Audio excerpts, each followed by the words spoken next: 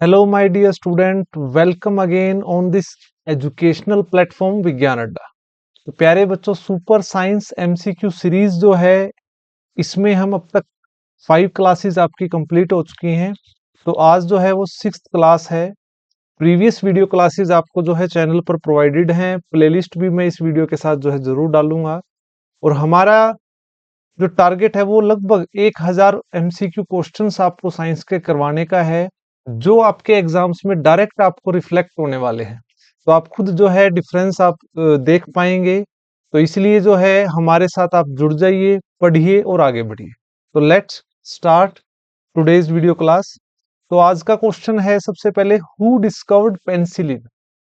तो पेंसिलिन को किसने खोजा? ये एक तरह का it is a type of fungi, fungus है ये। ठीक है, पेंसिलिन। तो इसके लिए जो है इसको डिस्कवरी करने वाला व्यक्ति था अलेक्जेंडर फ्लेमिंग। इसको आप ध्यान रखेंगे, एग्जाम में काफी बार जो है ये क्वेश्चन पूछा जाता है, इसको आप ध्यान रखिए। और साथ में जो है देखिए कुछ साइंटिस्ट और हैं, लुइस पास्चर। तो लुइस पास्चर जो है इन्होंने रेबीज की वैक्सीन के टीका जो है इसको इन्वेंट किया था। रेबीज जो है वो आप ये कह सकते हैं जो पेट होते हैं, जो है डॉग है या कैट है, उसके बाइटिंग के कारण, उसके बाइट के कारण जो है वैक्सीन लगाई जाती है। और वो उससे इससे बचने के लिए, रेबीज नामक बीमारी से बचने के लिए। ठीक है, तो वो लुइस पास्चर जो है उन्होंने इन्वेंट किया था। और इन्होंने पास्चराइजेशन ऑफ मिल्क मिल्क भी दिया था, पास्चराइजेशन ऑफ मिल्क। ठीक है, इसका भी मेथड इन्होंने जो है इन्वेंट किया था कि दूध को हम कैसे जो है बचा सकते हैं खराब होने से। तो इन्होंने बताया था, एक तो या तो हम उसको 72 डिग्री टेम्परेचर तक उसको हीट करें for the time period of 15 second, या फिर 62.8 degree Celsius for the time of 30 minutes. ठीक है, तो ये हाई टेम्परेचर, स्मॉल इंटरवल और लो टेम्परेचर। और इस इन दो मेथड को जो है लुइस पास्चर द्वारा बताया गया था। जोसेफ लिस्टर जो हैं, इन्हें फादर ऑफ मॉडर्न सर्जरी कहा जाता है, फादर ऑफ मॉडर्न सर्जरी। तो सर्जरी की टेक्नोलॉजी में इन्होंने जो है एक अपना योगदान दिया था, जिसमें एंटीसेप्टिक ऑपरेशन के बाद जो है बैक्टीरियल इन्फेक्शन ना हो, उसके बारे में इन्होंने काम किया था। इनको फादर ऑफ मॉडर्न सर्जरी जो है कहा जाता है। और मैरी क्यूरी, इसको आप जानते ही हैं, ये 2 बार नोबेल पुरस्कार इनको मिला था।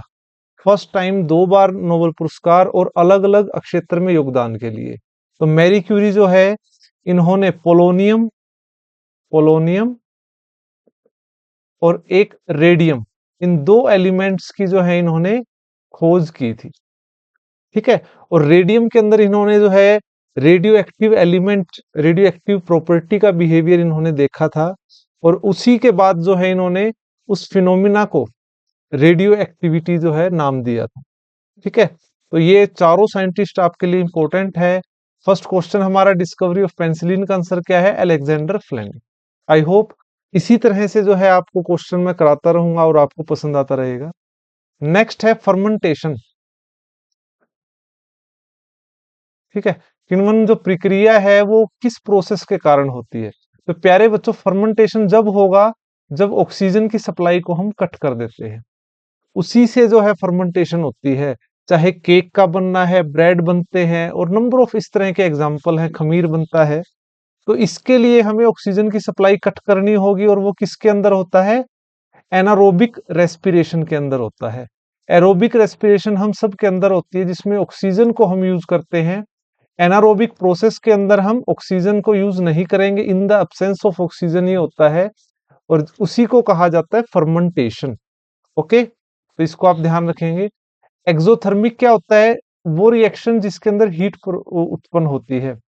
ठीक है, नेक्स्ट है आपका, which enzyme digest protein in the stomach.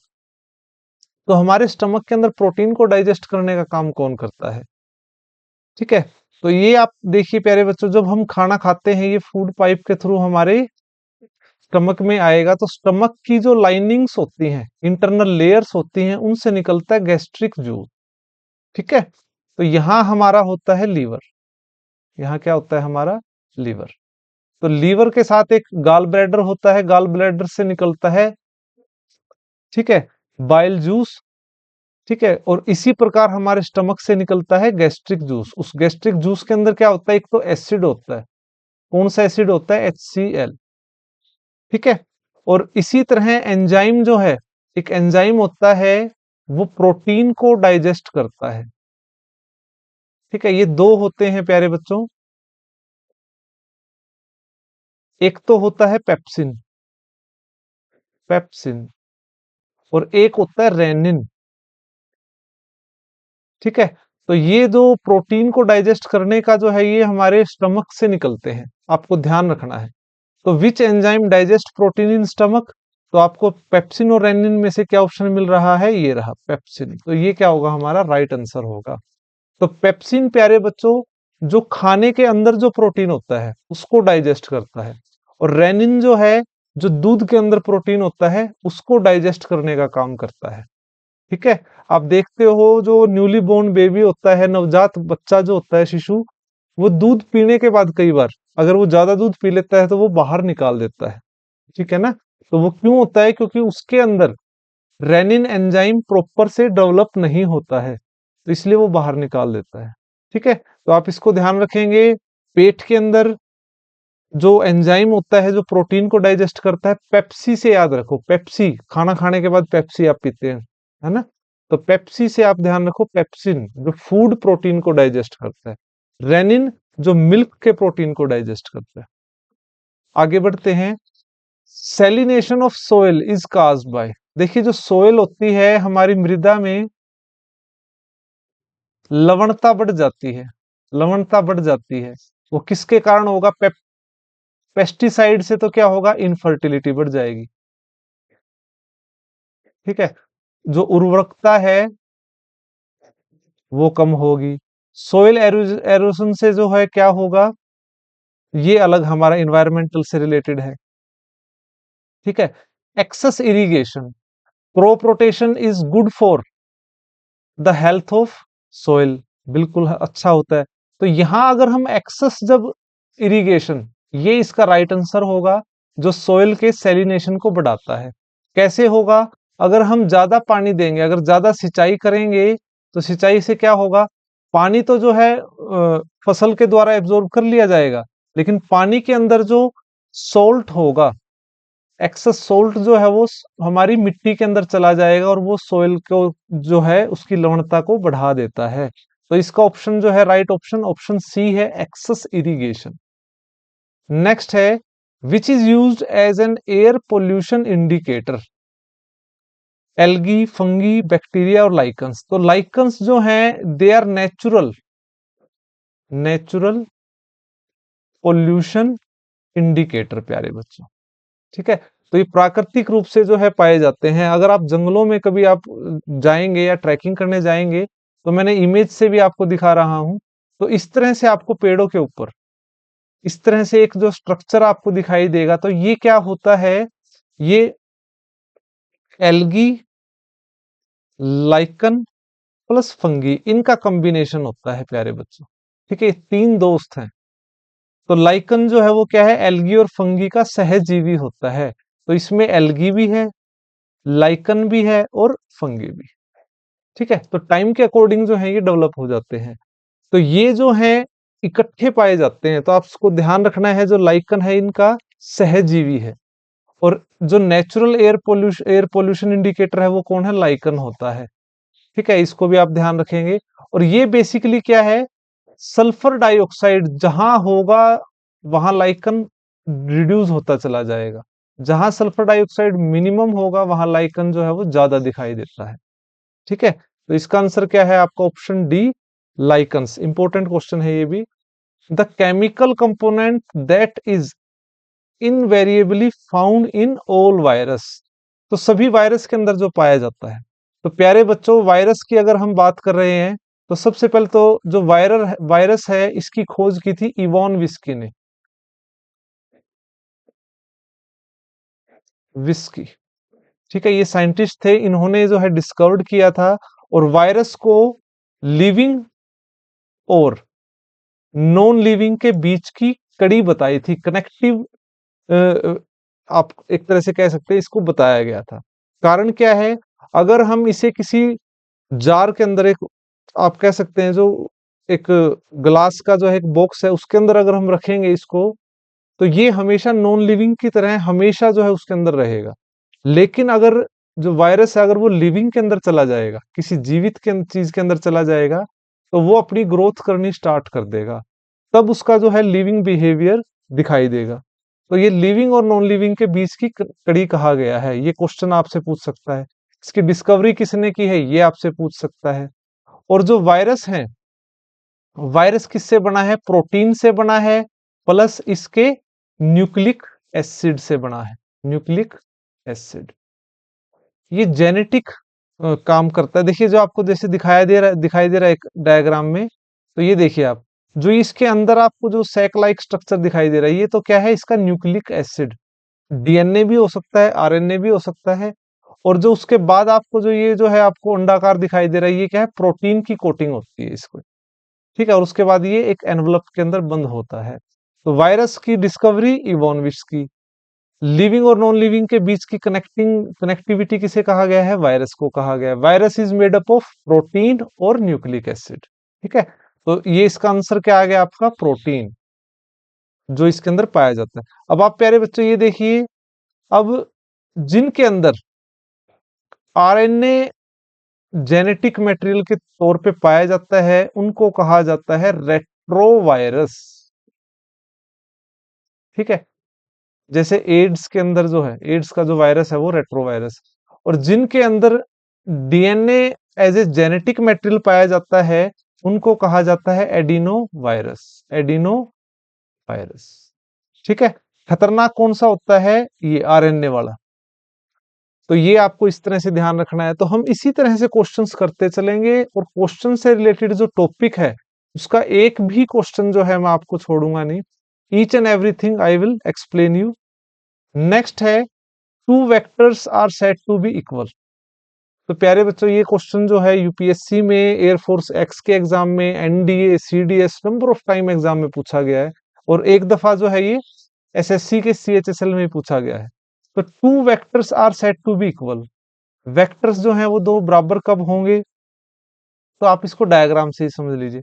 देखिए एक में आपको दिखाई दे रहा है कि जो वेक्टर हैं अपोजिट तो हैं ही, साथ में जो है वो अनइक्वल है। ठीक है, नॉन पैरेलल भी हैं, अनइक्वल भी हैं। दूसरे में आपको दिखाई दे रहा है पैरेलल हैं और सेम डायरेक्शन में। तीसरे में पैरेलल हैं लेकिन अपोजिट डायरेक्शन में है। तो दो वेक्टर्स हमेशा इक्वल कब माने जाएंगे, एक तो उनका मैग्नीट्यूड सेम हो और उनकी डायरेक्शन सेम हो। तो इस केस में जो है ये बीच वाली जो इमेज है ये हमारा क्या है, इसका राइट आंसर है। तो इक्वल वेक्टर तभी माने जाएंगे मैग्नीट्यूड भी सेम हो और डायरेक्शन भी सेम हो। Option C will be its right answer. When ice cube are made, the entropy of water, ये आपको बताना है। देखिए एंट्रोपी क्या होता है प्यारे बच्चों, सबसे पहले तो इसको ही समझिए आप। एंट्रोपी, एंट्रोपी बेसिकली एक measure, it is a measure of randomness. Randomness क्या होता है, डिसऑर्डरनेस, डिसऑर्डरनेस। ठीक है, आप ये लगाइए कि आपका खुद का जो रूम है, जब आपके पेरेंट्स हैं जो है उसको बिल्कुल ऑर्गेनाइज करके उसकी सफाई होगी, बेडशीट को प्रॉपर बिछाया जाएगा, बुक्स एक जगह रखी होंगी, आपके कपड़े जो हैं वो आपके अलमारी में होंगे, तो वो क्या है, बेसिकली आप कह सकते हैं एक ऑर्डर में है चीजें, रैंडमनेस नहीं है। लेकिन जब आप जाएंगे और आप उसमें उस कमरे से जब आप उसमें टाइम अपना व्यतीत करेंगे, तो आप क्या देखेंगे, धीरे धीरे जो है वो डिसऑर्डर होना स्टार्ट हो जाएगा। तो इसी चीज का जो है रेंडमनेस की जो मेजरमेंट है वो कौन करता है, एंट्रोपी। हम इसको जो है फिजिकल साइंस में इसको यूज करते हैं एंट्रोपी वर्ड को। तो आप ये देखिए, when ice cube are made, the entropy of water बताना है। तो देखिए वाटर जो है, देखिए यहाँ पे वाटर के मॉलिक्यूल्स जो हैं वो डिसऑर्डर हैं, रैंडमली फैले हुए हैं, क्योंकि उनको फ्लो करना है, क्योंकि वो लिक्विड फॉर्म में है। तो यहाँ एंट्रोपी क्या है, ज्यादा है। और जैसे ही वो आइस में कन्वर्ट होगा तो उसका प्रॉपर लैटिस स्ट्रक्चर बन जाएगा, और जिसके कारण उसकी एंट्रोपी क्या हो जाएगी, लो हो जाएगी। तो जब आइस क्यूब बनेगी तो एंट्रोपी क्या होगी, वाटर की डिक्रीज हो जाएगी। तो इसको आप ध्यान रखेंगे। नेक्स्ट क्वेश्चन है, the phenomena of change in direction of light when it pass from one medium to another medium. तो ये आपको बताना है कि वो कौन सा फिनोमिना है जब लाइट जो है एक मीडियम से, मान लो क्या है ये एयर, ये तो एयर है, ये ग्लास है, ठीक है, तो एक मीडियम से दूसरे मीडियम की तरफ जाएगी, तो वो क्या फिनोमिना है आपका, तो वो फिनोमिना होता है रिफ्रैक्शन।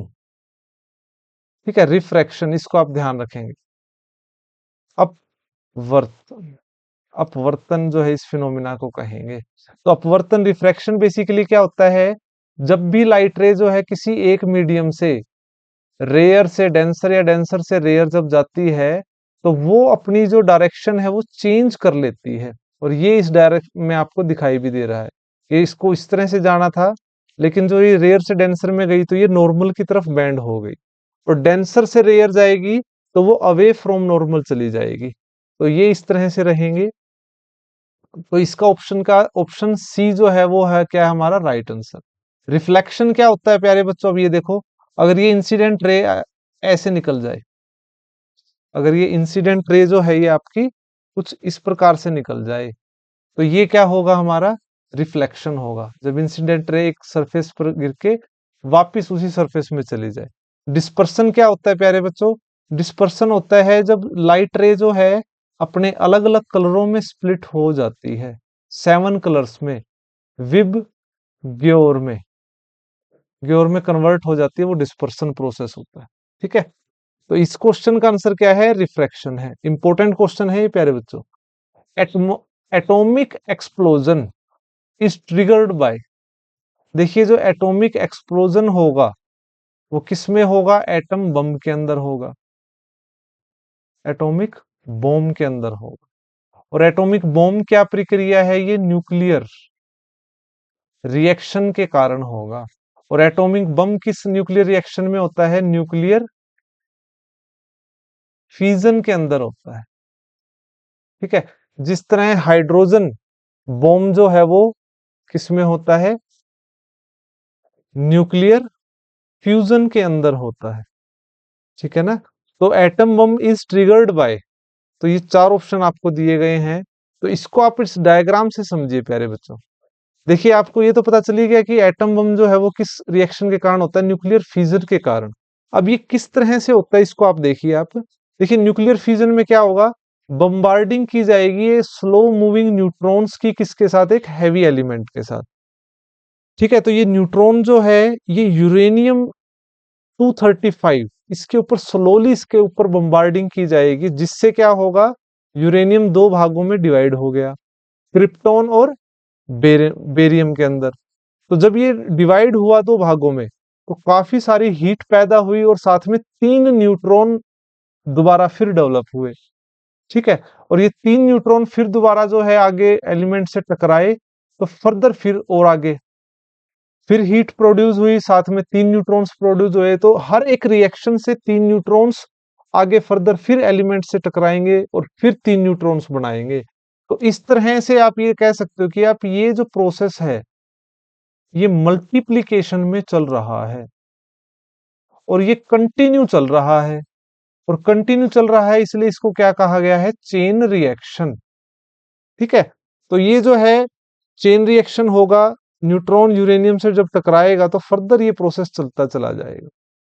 किसी एक एलिमेंट का या रेडियो एक्टिव एलिमेंट का 2 भागों में डिवाइड होना, उसी को कहते हैं फिजन प्रोसेस। ठीक है, अब आप ये देखिए, इससे समझिए, अगर चेन रिएक्शन को कंट्रोल ना किया जा सके तो क्या होगा, एक तो एनर्जी बहुत ज्यादा निकलेगी, मैसिव एक्सप्लोजन होगा।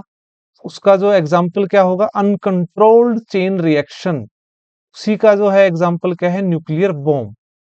और अगर हम चेन रिएक्शन को कंट्रोल कर लें तो एनर्जी जो रिलीज होगी वो पीसफुल पीस पर्पज से होगी, पीसफुल पर्पज से होगी, और साथ में उससे हम इलेक्ट्रिसिटी जनरेट कर सकते हैं।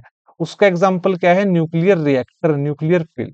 तो न्यूक्लियर रिएक्टर जो है किसका एग्जाम्पल है, कंट्रोल्ड चेन रिएक्शन का एग्जाम्पल है। और जो न्यूक्लियर बम, एटम बम है, वो किसका है? अनकंट्रोल्ड चेन रिएक्शन का। तो इसका आंसर क्या होगा? Option D, uncontrolled chain reaction. ठीक है, हाइड्रोजन बम जो है किसका एग्जाम्पल है? थर्मोन्यूक्लियर रिएक्शन का। ठीक है, तो इस तरह से मैंने कंप्लीट आपको जो है टॉपिक न्यूक्लियर रिएक्शन का भी बताया है। आगे बढ़ते हैं। नेक्स्ट है, which vitamin are those if taken in excess can dangerous as they are stored in body. तो प्यारे बच्चों, देखिए कोई भी चीज जरूरत से ज्यादा जो है वो नुकसानदायक ही होती है। ठीक है, तो इसमें जो आपको देखिए जो हमारी बॉडी के अंदर जो स्टोर होते हैं वो विटामिन कौन से हैं?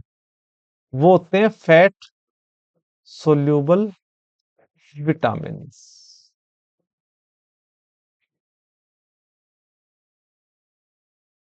Vitamins, vitamins. ठीक है, वो कौन से होते हैं उसको आप कीड़ा से याद रखो। कीड़े जो होते हैं, कीड़ा, कीड़ा। ये चार विटामिन ऐसे हैं, विटामिन के, vitamin E, vitamin D, vitamin A. ये क्या है? फैट सोल्यूबल हैं और बॉडी के अंदर पाए जाते हैं। अगर हम इनको ज्यादा लेंगे तो ये हमें नुकसान करेंगे। तो ये किसके आपके अंदर दिखाई दे रहे हैं? ये भी नहीं है, ये भी नहीं है, ये भी नहीं है। तो ऑप्शन डी क्या है? हमारा राइट आंसर है। तो इसको आप ध्यान रखेंगे। नेक्स्ट है, blood group A B has. ठीक है, तो ब्लड ग्रुप के बारे में अगर मैं बताऊं आपको, इसकी खोज किसने की थी? कार्ल लैंड स्टीनर ने, स्टीनर, इन्होंने की थी, लैंड स्टीनर ने। ठीक है, तो इसकी जो ब्लड ग्रुप की खोज है इन्होंने की थी। और ब्लड ग्रुप के अंदर क्या क्या होता है? ब्लड ग्रुप के अंदर जो है प्यारे बच्चों, जीन्स होते हैं। एक तो एंटीजन होता है, एक एंटीबॉडी होता है। तो आप इसको इस टेबल से देखिए, मान लो ये ब्लड ग्रुप ए आपको जो दिखाई दे रहा है, तो ये देखिए ये आरबीसी है। तो आरबीसी के ऊपर ये पिन टाइप जो आपको दिखाई देता है, ये क्या होता है? एंटीजन। ठीक है, आरबीसी के ऊपर पाया जाता है। तो ब्लड ग्रुप ए के अंदर कौन सा एंटीजन होता है? ए एंटीजन होता है। ब्लड ग्रुप जो बी है उसके अंदर भी बी एंटीजन होता है। और जो ए बी ब्लड ग्रुप होता है उसके अंदर क्या होता है? ए बी एंटीजन होता है। और जो ओ होता है उसके अंदर कोई भी एंटीजन नहीं होता। अब ब्लड के अंदर जो एंटीबॉडीज होते हैं वो प्लाज्मा के अंदर होते हैं। ठीक है, तो जिसका ब्लड ग्रुप ए है उसके अंदर एंटीबॉडी बी होगा। जिसका ब्लड ग्रुप बी है उसका क्या होगा? एंटीबॉडी ए होगा। और जिसके अंदर ब्लड ग्रुप ए बी है उसके अंदर कोई भी एंटीबॉडी नहीं होगा। और जिसका ओ है उसके अंदर एंटीबॉडी ए भी होगा और बी भी होगा। ठीक है ना? तो इसलिए जो है इसको कहा जाता है यूनिवर्सल डोनर, ओ को। और ये होता है यूनिवर्सल रेसिपेंट, किसी से भी ले सकता है, क्योंकि इसके पास एंटीबॉडी तो है ही नहीं, कोई दिक्कत आएगी नहीं ब्लड देने में। मतलब कि ब्लड जो है जिसको दिया जाएगा उसको कोई नुकसान नहीं होगा। तो सभी को ब्लड दे सकता है वो ओ ब्लड ग्रुप होता है, और जो सभी से ले सकता है वो ए बी होता है। अब आते हैं क्वेश्चन पे कि blood group A B has no antigen. No, antigen तो दोनों है इसके पास। No antibody, yes. बीज क्या होगा? हमारा राइट आंसर होगा। और इसी से मैंने आपको जो है सभी ब्लड ग्रुप जो है बता दिए हैं। नेक्स्ट है, thymus gland produced a hormone. देखिए थाइमस जो होता है हमारे हार्ट के ऊपर की तरफ होता है, थाइमस ग्लैंड। और जो थाइमस जो ग्लैंड होती है ये एंडोक्राइन ग्लैंड है प्यारे बच्चों। ग्लैंड क्या होती है? जो ग्रंथि केमिकल सब्सटेंस रिलीज करती हैं। तो इससे निकलता है थाइमोसिन, सी आएगा यहाँ। थाइमोसिन हार्मोन जो है इससे निकलता है। ये हार्मोन क्या करता है? हमारी बॉडी में जो ब्लड है, ब्लड के अंदर डब्ल्यूबीसी, और डब्ल्यूबीसी के अंदर होते हैं लिम्फोसाइट, लिम्फोसाइट्स। दो लिम्फोसाइट्स होते हैं, बी टाइप और टी टाइप। तो ये प्यारे बच्चों देखिए ये सब कुछ बनता तो हमारा जो ब्लड है वो कहाँ बनता है? बोन मैरो में। ठीक है, बोन मैरो में। अगर आपसे पूछा जाए कि हमारा जो ब्लड है वो कहाँ बनता है? बोन मैरो में बनता है। लेकिन जो हमारा थाइमस ग्लैंड है उसमें जो थाइमोसिन हार्मोन है, ये हार्मोन जो टी लिम्फोसाइट है इनको मैच्योर करता है।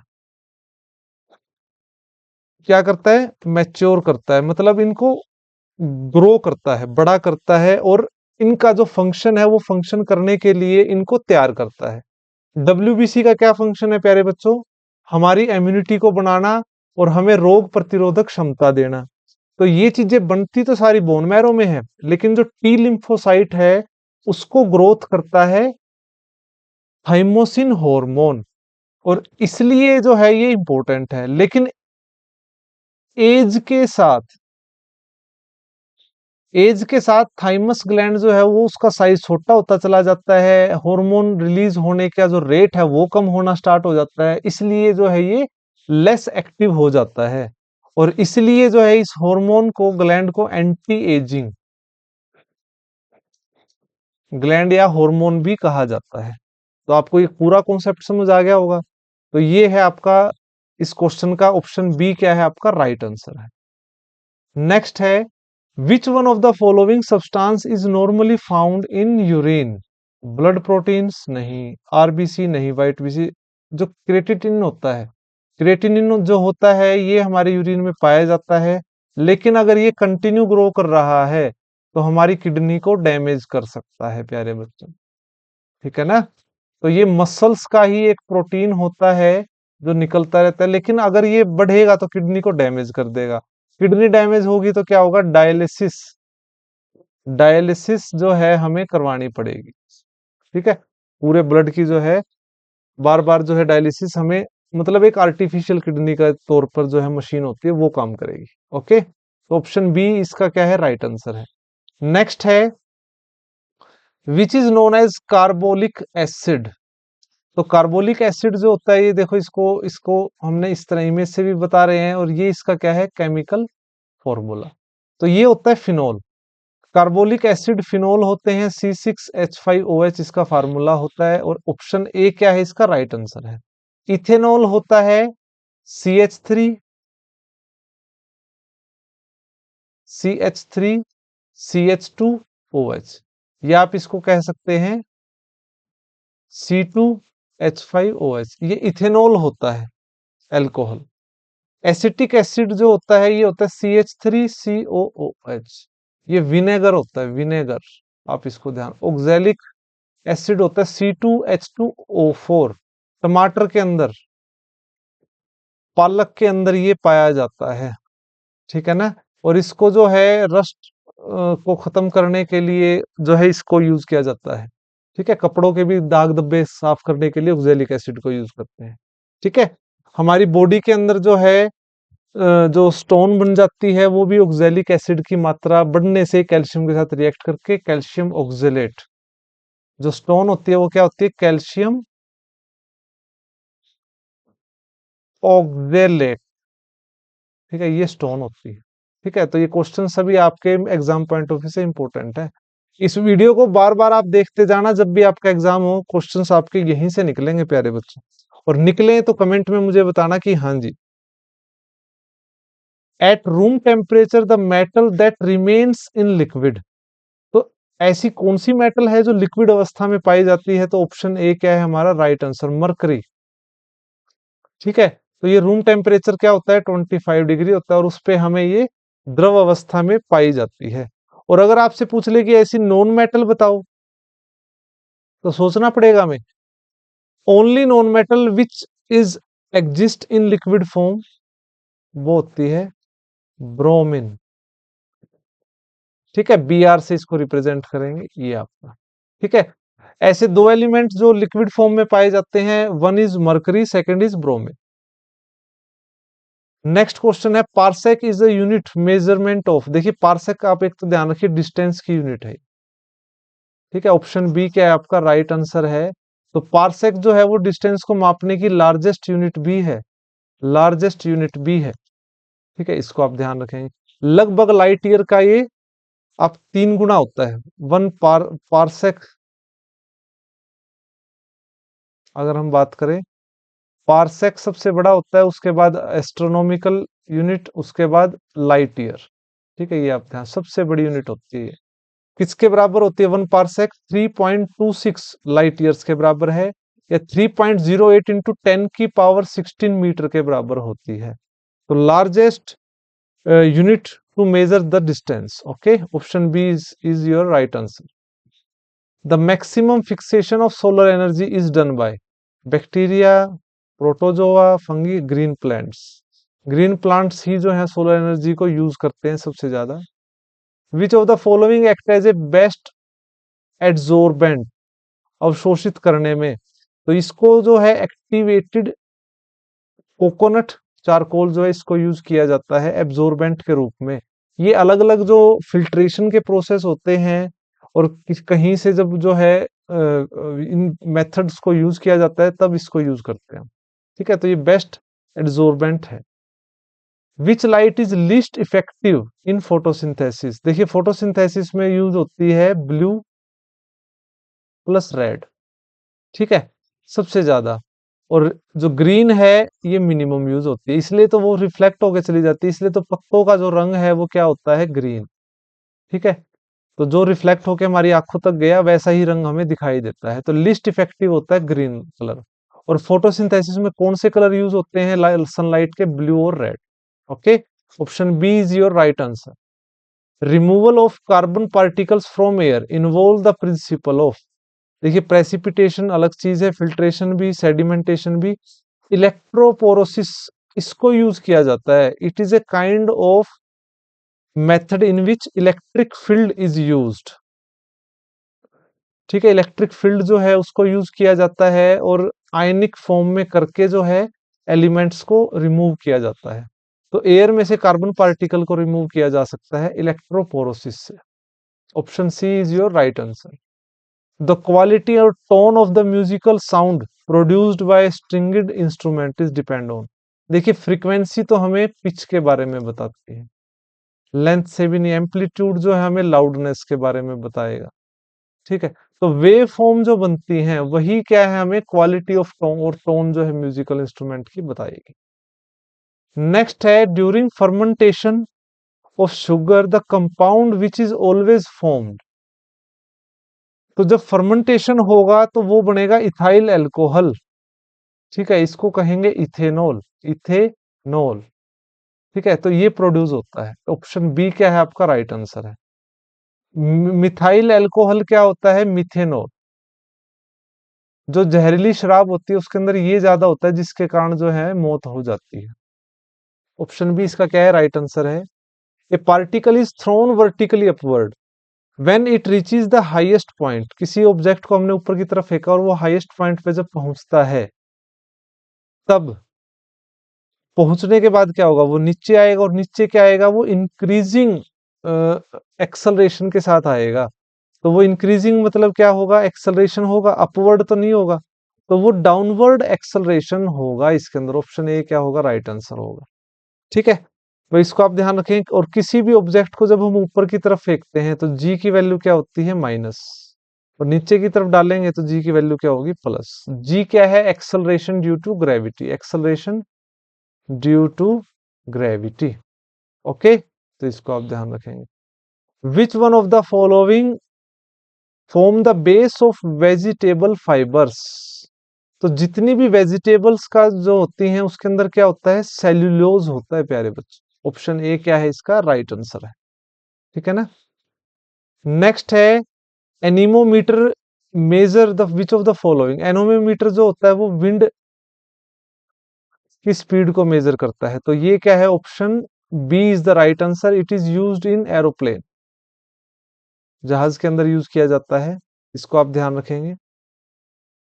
For which of the following the diode are generally used for, the diode जो होते हैं वो क्या करते हैं, डायोड क्या करते हैं, करंट को क्या करेंगे, जो करंट होता है करंट को यूनिडायरेक्शन करते हैं,